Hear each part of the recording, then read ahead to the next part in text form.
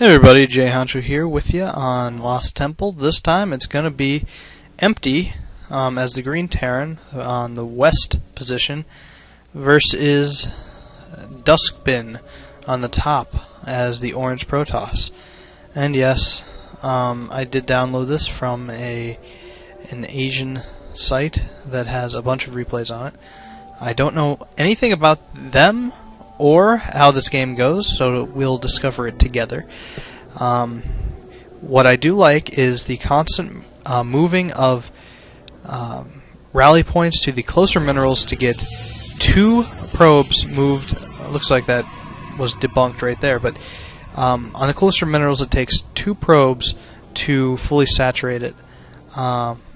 So it is better for the player to rally them towards closer minerals at first, and then 3 on the longer ones. That's what a lot of people have come up with on the forums. So empty somehow getting a bunch of SCVs on the right side to come together, and no, not a Beatles song. Just kind of deliver it together. Gateway going down now for DuskBin on around 12 or so. Looks like DuskBin is going to be scouting crossways and the wrong way. Luckily for empty, he does get a free pass and scouts the right way. And he's going to be annoying a little bit and see what he can do about this pylon with just 1 SCV, just to kind of annoy DuskBin and show him a little bit of ping love. But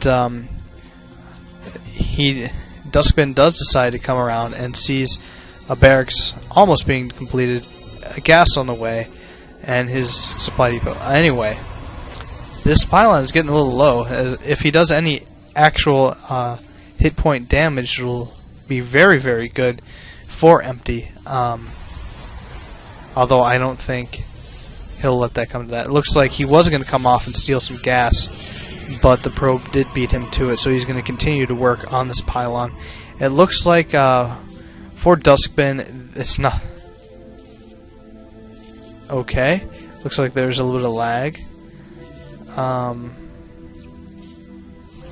but it's okay. So it paused and somebody lagged out, but it looks like there is a little bit of damage done to this pylon. Wow, look at that SCV. He's going to go right back to it, and there's still no Zealot coming out for DuskBin. Now, finally, this SCV is going to do some heavy, heavy damage. Looks like he's going to finally be chased away, as my game has a little bit of a hang.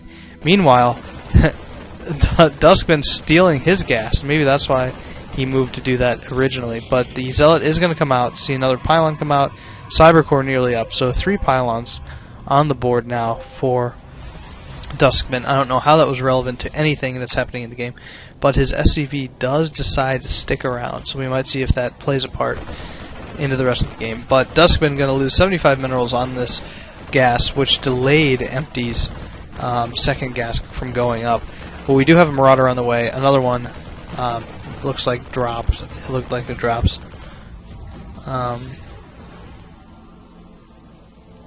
Yeah, without and it looks like he still has his rally point set to the gas, which he'll probably change at some point. He does have a SCV doing nothing. It looks like he's going back for more. He's scouting the Stargate, so he knows either Void Rays or Phoenixes are coming.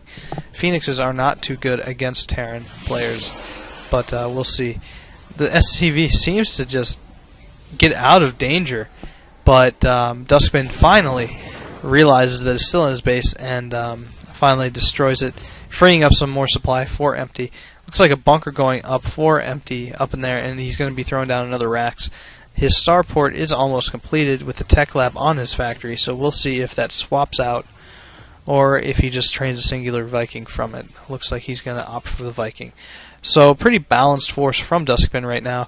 Unit-wise, I would say that the Protoss does have the edge. 4 Marines and a Marauder challenging a Stalker Sentry and Zealot. Maybe... Well, it depends if it was microed at all. If they draw in the Zealot and kite him with the Marauder and Marines, then I would say that the Marines have the advantage. Otherwise, with the addition of this Zealot and the addition of this Void Ray, it looks to be in DuskBin's favor. Empty sending another SCV up there.